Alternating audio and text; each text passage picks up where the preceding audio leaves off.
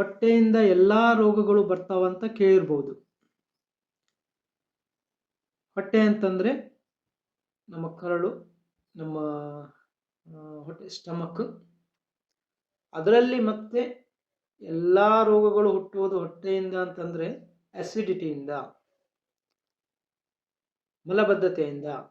ಇದು ಎರಡು ಬಿಟ್ಟರೆ ಏನೂ ಬೇರೆದಿಲ್ಲ ಅಲ್ಲಿ. ಮತ್ತು ಎರಡು ಲಿಂಕ್ ಇದೆ. ಅಸಿಡಿಟಿ ಜಾಸ್ತಿ ಆದಂಗೆ ಮಲಬದ್ಧತೆ ಜಾಸ್ತಿ ಆಗ್ತದೆ, ಮಲಬದ್ಧತೆ ಜಾಸ್ತಿ ಆದಂಗೆ ಅಸಿಡಿಟಿ ಜಾಸ್ತಿ ಆಗ್ತದೆ.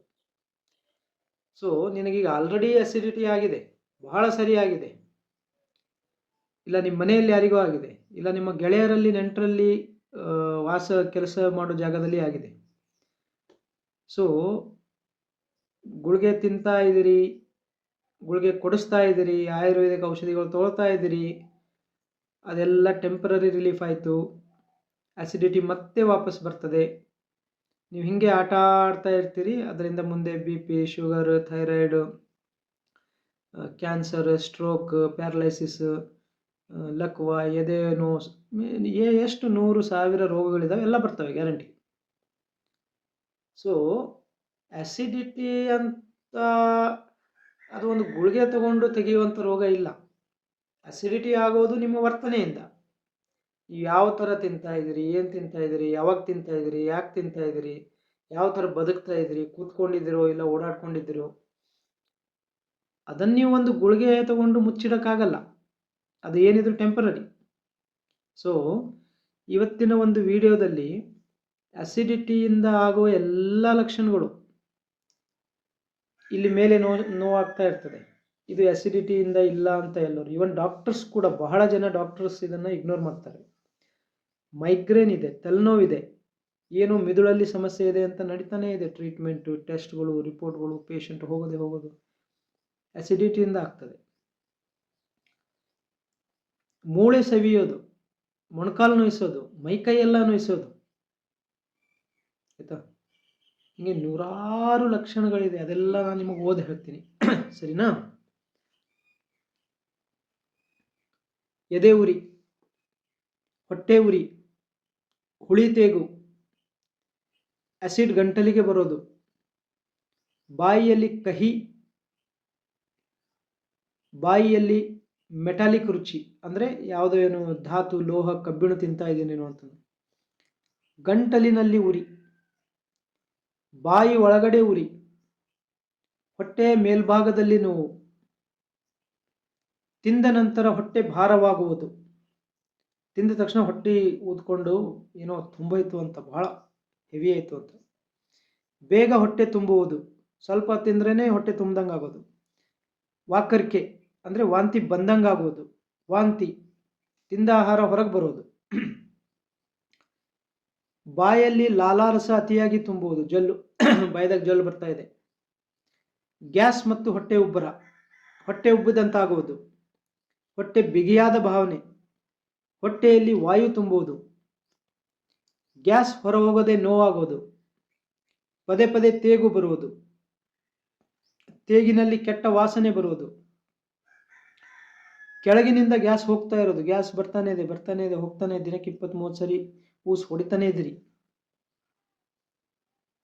ಹೊಟ್ಟೆಯಲ್ಲಿ ಆಗಾಗ ಬರುವ ಸೆಳೆತ, ಏನೋ ಮೂಮೆಂಟ್ ಇದೆ ಹೊಟ್ಟೆಯಲ್ಲಿ, ಏನೋ ಫೀಲ್ ಆಗ್ತಾ ಇದೆ, ಆಹಾರ ಸರಿಯಾಗಿ ಜೀರ್ಣವಾಗದಿರುವುದು, ಡೈಜೆಷನ್ ಆಗ್ತಾ ಇಲ್ಲ, ಗಂಟಲಿನಲ್ಲಿ ಸದಾ ಕಿರಿಕಿರಿ, ಸ್ವರ ಗಡುಸಾಗುವುದು ಅಥವಾ ಕುಗ್ಗುವುದು, ಧ್ವನಿ ಬದಲಾಯಿತು, ಧ್ವನಿ ಚೇಂಜ್ ಆಯಿತು, ಗಡುಸಾಯಿತು ಇಲ್ಲ ತೆಳ್ಳಗಾಯಿತು,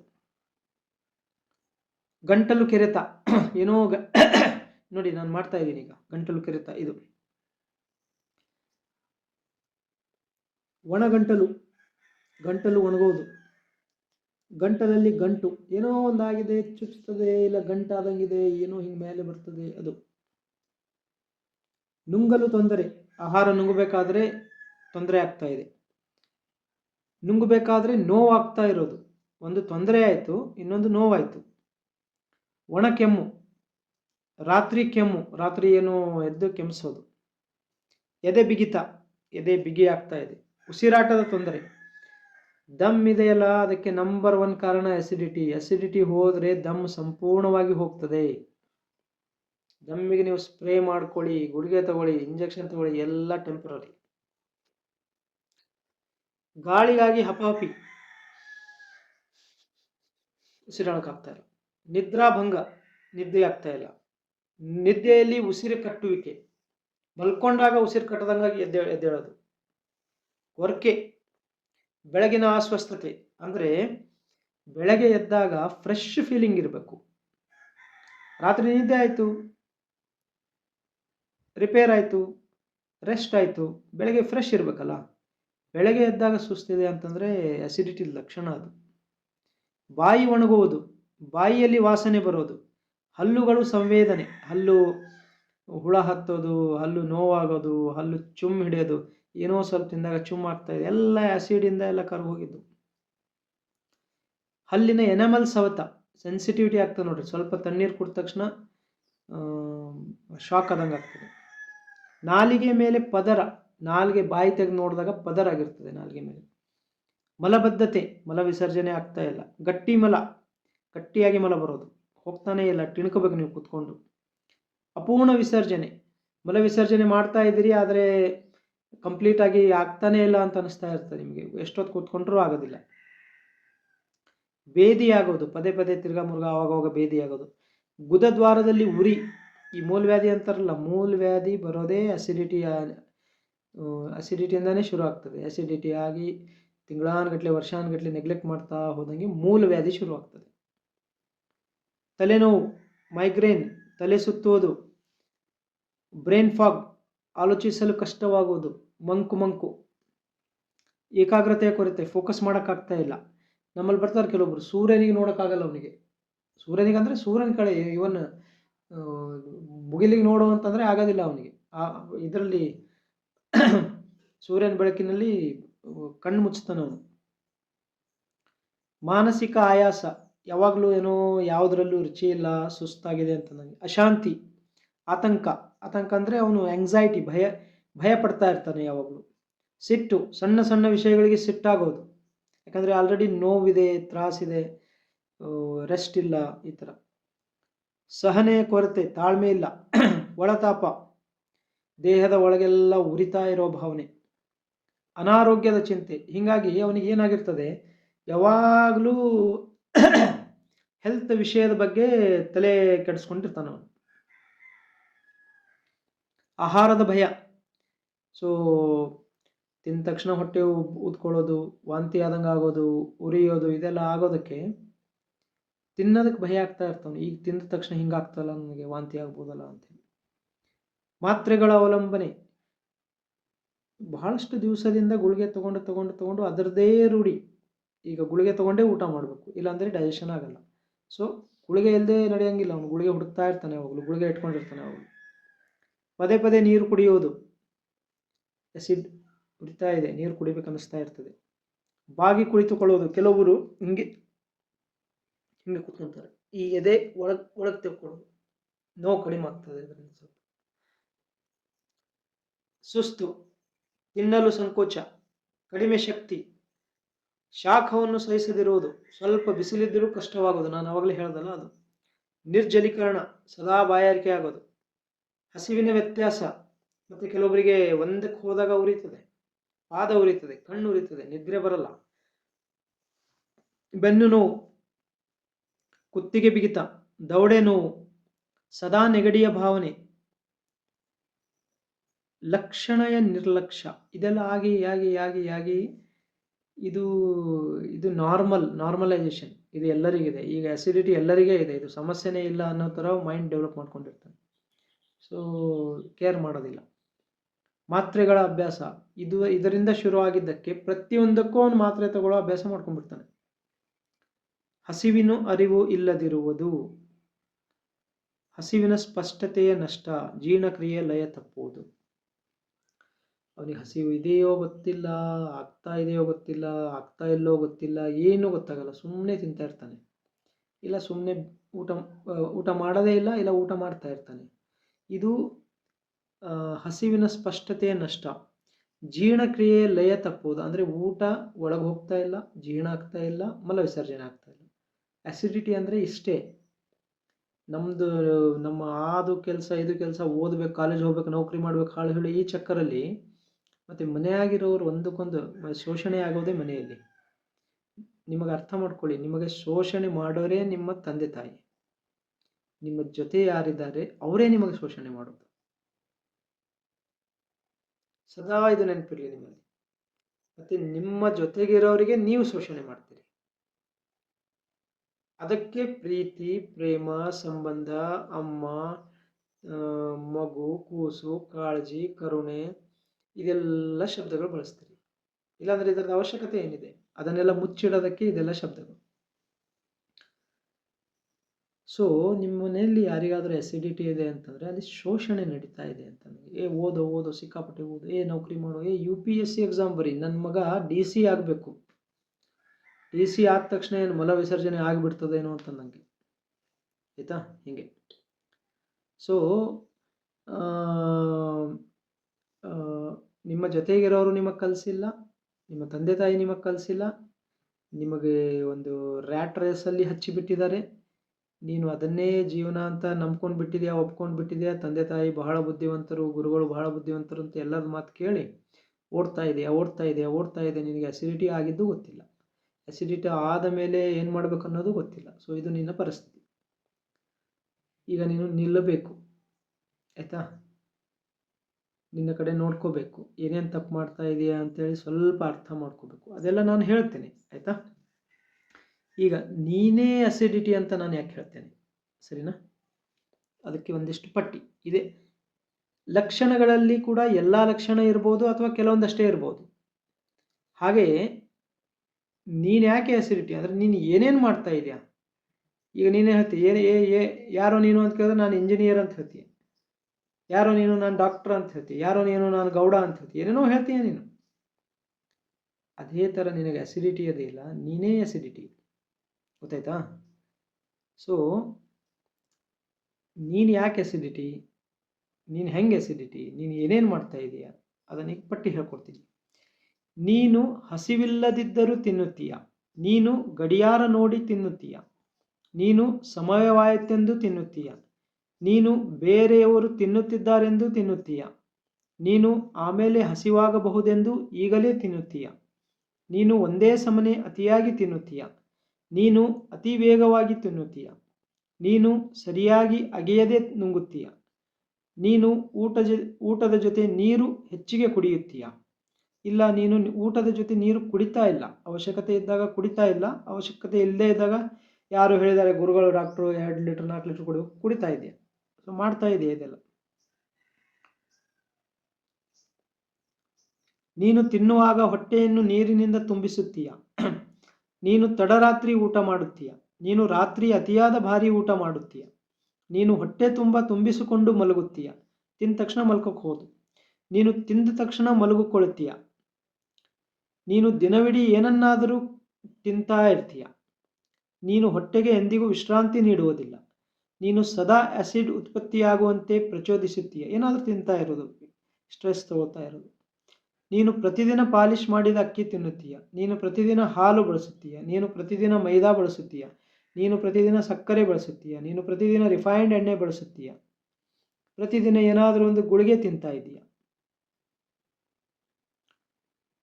ದಿನಾಲು ಕರಿದ ಪದಾರ್ಥಗಳನ್ನು ತಿಂತೀಯ, ಫ್ರೈಡ್, ಖಾರ ಹೆಚ್ಚಿಗೆ ತಿಂತೀಯ, ಪ್ಯಾಕ್ ಮಾಡಿದ ಆಹಾರಗಳನ್ನು ತಿಂತೀಯ, ಬೇಕರಿ ತಿಂಡಿಗಳನ್ನು ತಿಂತೀಯ, ಮತ್ತೆ ಮತ್ತೆ ಬಿಸಿ ಮಾಡಿದ ಊಟವನ್ನು ಮಾಡ್ತೀಯ, ತಿರ್ಗಾ ಮುರುಗಾ ಬಿಸಿ ಮಾಡಿದಾಗ ಅದು ಕೆಡ್ತಾ ಹೋಗ್ತದೆ, ಫ್ರಿಡ್ಜ್ನಲ್ಲಿ ಇಟ್ಟಿರುವ ಆಹಾರ ತಿಂತೀಯ, ಫ್ರಿಡ್ಜ್ನಲ್ಲಿ ಇಟ್ಟಿರೋದು ತಂಪ ಇರ್ತದೆ.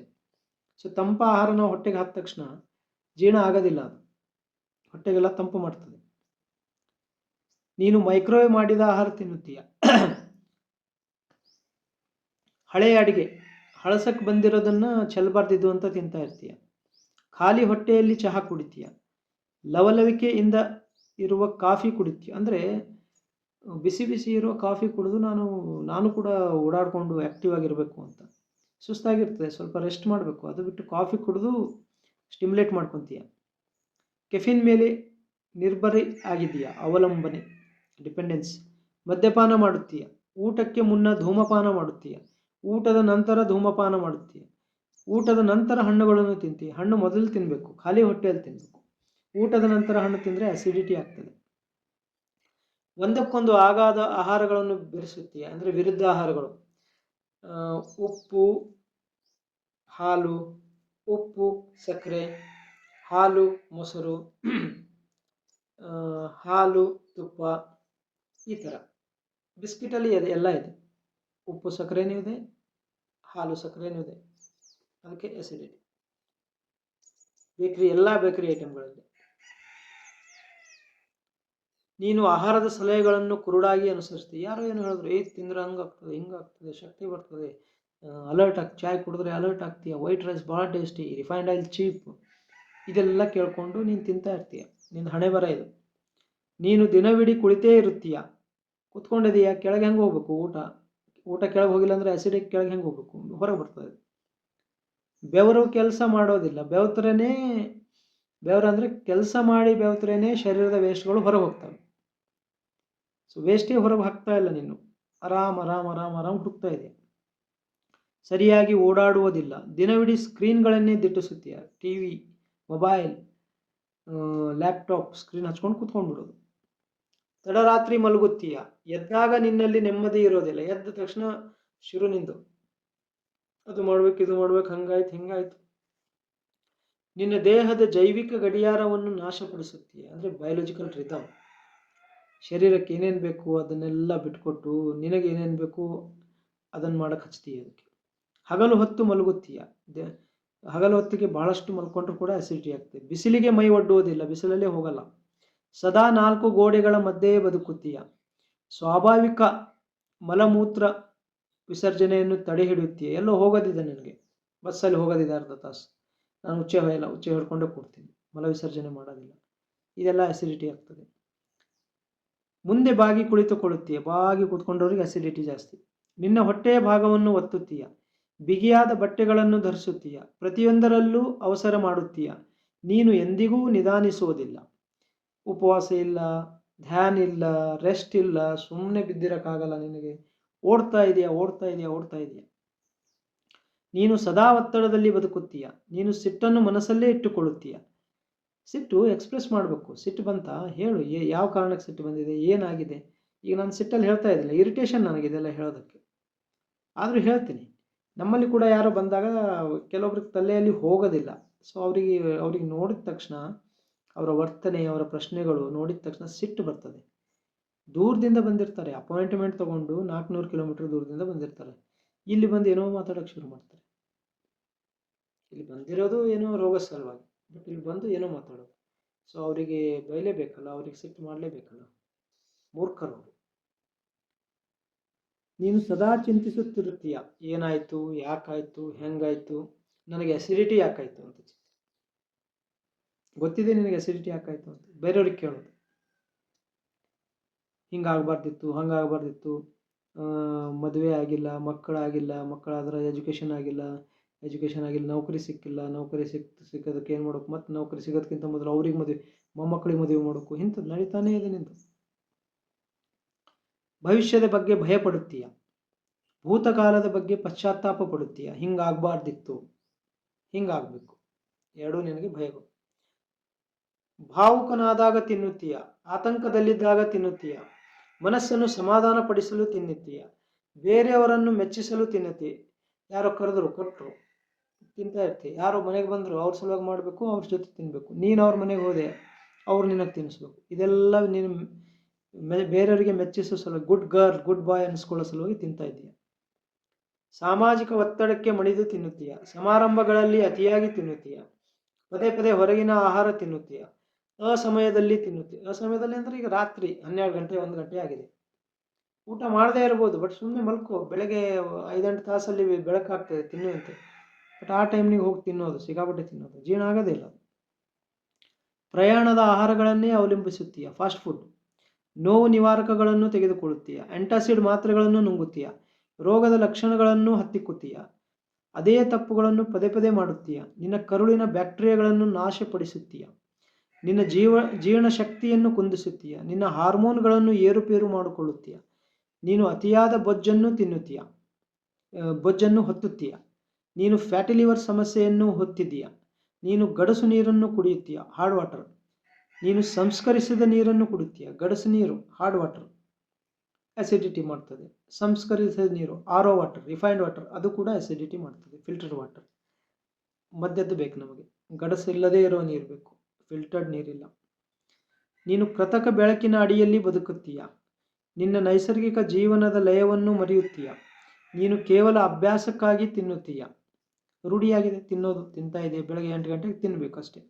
ನೀನು ಬೇಸರ ಕಳೆಯಲು ತಿನ್ನುತ್ತೀಯ, ನೀನು ಭಯದಿಂದ ತಿನ್ನುತ್ತೀಯ, ತಟ್ಟೆಯಲ್ಲಿರೋದನ್ನು ಪೂರ್ತಿ ಖಾಲಿ ಮಾಡಬೇಕು ಎಂದು ತಿನ್ನುತ್ತೀಯ. ವೇಸ್ಟ್ ಮಾಡಬಾರ್ದು, ಬಹಳ ಕಷ್ಟಪಟ್ಟು ರೈತರು ಬೆಳೆಸಿದ್ದಾರೆ, ನಾವು ಬಹಳ ಕಷ್ಟಪಟ್ಟು ತಂದಿದ್ದೀವಿ, ಈಗ ಹೆಚ್ಚಿಗೆ ಆದರೂ ಪರವಾಗಿಲ್ಲ, ತಿನ್ನಬೇಕು, ಕಷ್ಟಪಟ್ಟು ತಿನ್ನಬೇಕು, ಕಷ್ಟಪಟ್ಟು ಸಾಯಬೇಕು. ಹಸಿಯಾದಾಗಲೂ ಅದನ್ನು ನಿರ್ಲಕ್ಷಿಸುವುದನ್ನು ನೀನು ಕಲಿತಿದ್ದೀಯ. ನೀನು ಜಾಹೀರಾತುಗಳನ್ನು ನಂಬುತ್ತೀಯ, ನೀನು ನಿನ್ನ ಸ್ವಂತ ದೇಹವನ್ನು ನಂಬುವುದಿಲ್ಲ, ನೀನು ದೇಹ ನೀಡುವ ಮೊದಲು ಮುನ್ಸೂಚನೆಗಳನ್ನು ಹತ್ತಿಕ್ಕುತ್ತೀಯ. ಫಸ್ಟಿಗೆ ಅಸಿಡಿಟಿ ಎಲ್ಲ ಆದಾಗ ಇಗ್ನೋರ್ ಮಾಡ್ತೀಯ. ನೀನು ಕಾಯಿಲೆ ಬರುವವರೆಗೂ ಕಾಯುತ್ತೀಯ, ನೀನು ಇದನ್ನು ಅಸಿಡಿಟಿ ಎಂದು ಕರೆಯುತ್ತೀಯ, ನಿನ್ನ ದೇಹ ಇದನ್ನು ದುರುಪಯೋಗ ಎಂದು ಕರೆಯುತ್ತದೆ.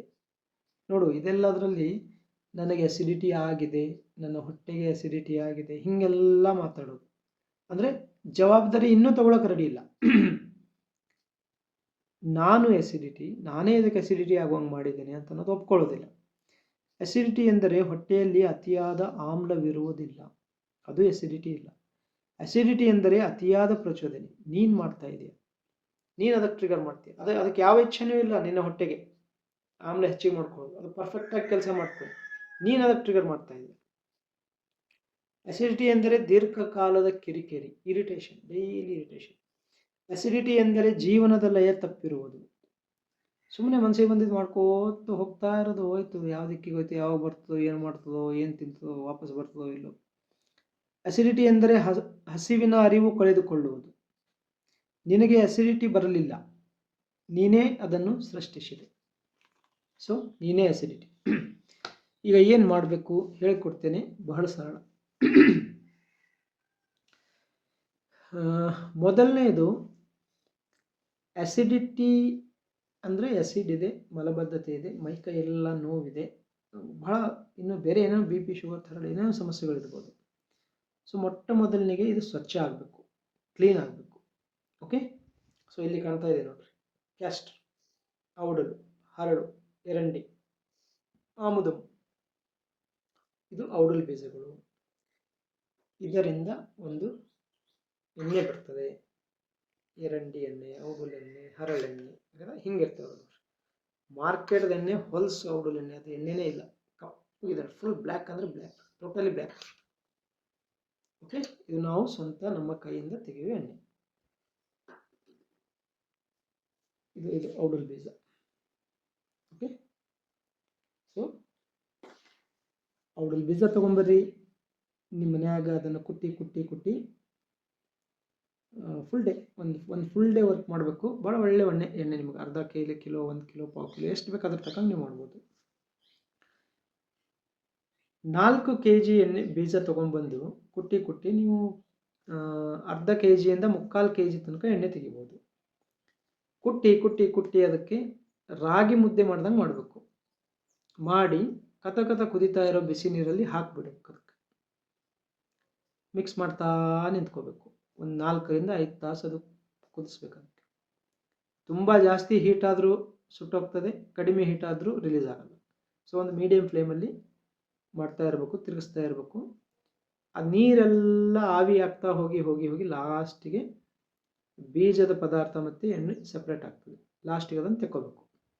ತೆಗೆದುಕೊಂಡು ಮತ್ತೆ ಅದಕ್ಕೆ ಲೋ ಫ್ಲೇಮಲ್ಲಿ 10-15 ನಿಮಿಷ ಬೆಂಕಿ ಮೇಲೆ ಇಡಬೇಕು. ಎಣ್ಣೆಗೆ ಮಾತ್ರ. ಅದರಿಂದ ನೊರೆ ಬಂದು ಬುರುಗು ಬಂದು ಅದರಲ್ಲಿರೋ ವಿಷ ಪದಾರ್ಥ ಎಲ್ಲ ನ್ಯೂಟ್ರಲೈಸ್ ಆಗ್ತದೆ.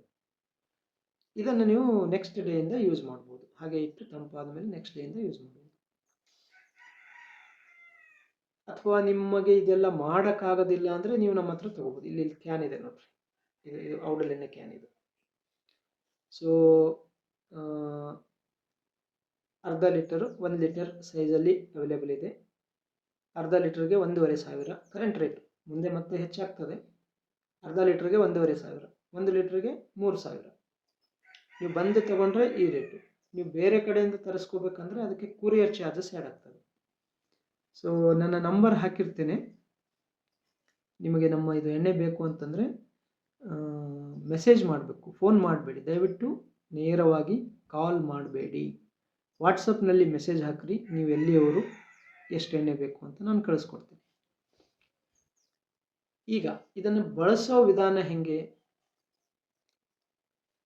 10 ದಿವಸ ಇದನ್ನು ದಿನಾಲು ಒಂದೊಂದು ಚಮಚ, 1 ಚಮಚ ಅಂದರೆ ಇದು 5 ml ಚಮಚ. ಓಕೆ, ಇಷ್ಟು 1 ಚಮಚ. ಓಕೆ, 10 ದಿವಸ ದಿನಾಲು ರಾತ್ರಿ ಇದನ್ನು ಕುಡಿಬೇಕು. ಊಟದ ಜೊತೆ, ಊಟದ ಮೊದಲು, ಊಟದ ಜೊತೆ, ಊಟದ ನಂತರ ನಡೀತದೆ ರಾತ್ರಿ. ಇದರಿಂದ ಸ್ಲೋಲಿ ನಿಮ್ಮದು ಅಸಿಡಿಟಿ ಕಮ್ಮಿ ಆಗ್ತಾ ಹೋಗ್ತದೆ. ಎರಡನೇದು, ಬೆಳಗ್ಗೆ ಸಾಯಂಕಾಲ ಹೊಟ್ಟೆಗೆ ಹಚ್ಕೊಳ್ರಿ. ಅದೇ 5 ml ಹೊಟ್ಟೆಗೆ ಹಚ್ಚಿಕೊಂಡು ಸಂಪೂರ್ಣವಾಗಿ ಉಜ್ಕೋಬೇಕು. Round round round round round ಉಜ್ಜಬೇಕು. ಇದರಿಂದ ನಿಮ್ಮ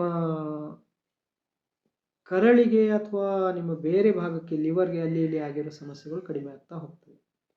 ಇದು ರಾತ್ರಿ ಊಟಕ್ಕಿಂತ ಮೊದಲು ಮತ್ತು ಬೆಳಗ್ಗೆ ಸ್ನಾನ ಮಾಡೋದಕ್ಕಿಂತ ಮೊದಲು ಮಾಡ್ಕೋಬೇಕು. ಹೊಟ್ಟೆ ಕುಡಿಯೋದು 10 ದಿವಸ, ಹಚ್ಕೊಳ್ಳೋದು ಆದಷ್ಟು ಒಂದು 2, 3, 4 ತಿಂಗಳು ಹಚ್ಕೊಳ್ರಿ. ಅಸಿಡಿಟಿ ಅಷ್ಟೇ ಆಗಿರಲ್ಲ, ಅದರಿಂದ ಬಹಳಷ್ಟು ಲಾಸ್, ಡ್ಯಾಮೇಜ್ ಆಗಿರ್ತದೆ, ಓವರ್ ವೇಟ್ ಆಗಿರ್ತದೆ, ಅಬಿಸಿಟಿ ಎಲ್ಲ ಕಡಿಮೆ ಆಗ್ತಾ ಹೋಗ್ತದೆ. 3ನೇ ಪದ್ಧತಿ, ಎಣ್ಣೆ ಸ್ನಾನ. 50 ಮಿಲಿ ಎಣ್ಣೆ ತಗೊಂಡು ಮೈಗೆಲ್ಲ ಹಚ್ಕೊಂಡು ಚೆನ್ನಾಗಿ ಉಜ್ಕೊಂಡು, ಅಂದರೆ ಈ ತುದಿಯಿಂದ ಎದೆ ಕಡೆಗೆ ಸವರ್ಕೋಬೇಕು. ಓಕೆ, ತುದಿಯಿಂದ ಎದೆ ಕಡೆ, ಕಾಲಿಗೂ ಕೂಡ ಕೆಳಗಿಂದ ಮೇಲೆ ಬರಬೇಕು, ತಲೆಗೆ ಕೂಡ ಮೇಲಿಂದ ಕೆಳಗೆ ಬರಬೇಕು. ಅಂದರೆ ಎದೆ ನೆನ್ಪಿಟ್ಕೊಳ್ರಿ, ಎದೆ ಕಡೆ ಮಾಲಿಶ್ ಮಾಡ್ಕೋಬೇಕು. ಓಕೆ, ಮಾಡ್ಕೊಂಡು 1 ತಾಸು ನೀವು ಮಾಲಿಶ್ ಮಾಡಿಕೊಂಡ್ರೆ ಅದು ಎಣ್ಣೆ ಎಲ್ಲ ಒಳಗೆ ಹೋಗ್ಬಿಡ್ತದೆ, ನಿಮ್ಮ ಶರೀರದಾಗ ಹೋಗ್ತದೆ. ಮಧ್ಯಾಹ್ನ ಟೈಮಿಗೆ ಮಾಡಬೇಕಿದು. ಆಮೇಲೆ ಸ್ವಲ್ಪ ಬಿಸಿಲಾಗಿ ಕೂತ್ಕೊಳ್ರಿ. ಚಳಿಗಾಲ ಜಾಸ್ತಿ ಬಿಸಿಲಾಗಿ ಕೂತ್ಕೊಳ್ರಿ. ಬೇಸಿಗೆ ಇದ್ರೆ ಸ್ವಲ್ಪ ಸುಮ್ಮನೆ ಒಂದು 5 ನಿಮಿಷ, ಮೈ ಇನ್ನೂ ಬಿಸಿ ಆಗ್ತದೆ. ಅದು ಆದಮೇಲೆ ನೀವು ಬಿಸಿ ಬಿಸಿ ನೀರಲ್ಲಿ ಸ್ನಾನ ಮಾಡಿರಿ. ಸೊ ಇದು ಬಹಳ ಬೇಗ ಶರೀರಕ್ಕೆ ರಿಪೇರ್ ಆಗುವಂಗೆ ಮಾಡ್ತದೆ, ಶರೀರ ಕ್ಲೀನ್ ಆಗ್ತದೆ ಒಳಗೆ. ಸೊ ಇದು ಒಂದು ಪದ್ಧತಿ, ಸರಿನಾ? ನಿಮಗೆ ಆದರೆ ಮಾಡಿ, ನೀವು ಮಾಡಿದರೆ ಬಹಳ ಒಳ್ಳೆಯದು. ನಿಮಗೆ ಮಾಡೋಕ್ಕಾಗ್ತಾ ಇಲ್ಲ ಅಂದ್ರೆ ನಮ್ಮಿಂದ ಖರೀದಿ ಮಾಡ್ಬೋದು. ನನ್ನ ನಂಬರ್ ಹಾಕಿರ್ತೀನಿ ಲಾಸ್ಟಿಗೆ. ಇನ್ನೊಂದು ಶುಚಿ ಮಾಡುವ ಪದ್ಧತಿ. ಹೊಟ್ಟೆಯಲ್ಲೇನೋ ಹುಣ್ಣಾಯಿತು, ಅಲ್ಸರ್ ಆಯಿತು, ಸಿಸ್ಟ್ ಆಯಿತು, ಇಲ್ಲ ಬಹಳ ವರ್ಷದಿಂದ ಆ್ಯಸಿಡಿಟಿ, 2-3 ವರ್ಷದಿಂದ ಆ್ಯಸಿಡಿಟಿ ಇದೆ, ವಾಂತಿ ಬರ್ತಾ ಇದೆ, ತಿಂದಿದ್ದೆಲ್ಲ ಹೊರಗೆ ಬರ್ತಾ ಇದೆ, ಇಲ್ಲ ಮತ್ತೆ ಮುಂದೆ ಬೇರೆ ಸಮಸ್ಯೆಗಳಾಗಿದೆ, ಎದೆ ನೋವು, ನಿದ್ದೆ ಬರ್ತಾ ಇಲ್ಲ, ಫ್ಯಾಟಿ ಲಿವರ್ ಇದೆಲ್ಲ ಆಗಿದೆ ಅಂದರೆ ಇದ್ರ ಜೊತೆ ನಾನು ಈ ಎಲೆ, ಸೀಮಾರುಬ ಎಲೆ, ಇದು ನೋಡ್ಕೊಡ್ರಿ ಚೆನ್ನಾಗಿ. ಸೀಮಾರುಬ ಗ್ಲಾಕಾ, ಇದ್ರ ಕಷಾಯ ಪುಡಿ ಕೊಡ್ತೀನಿ, ಆಯಿತಾ? ಅದು ಕೂಡ ಸೇಮ್ 1 ತಿಂಗಳಿಗೆ ಆಗೋಷ್ಟು ಕೊಡ್ತೀನಿ. 1,500 ರೂಪಾಯಿ ಆಗ್ತದೆ.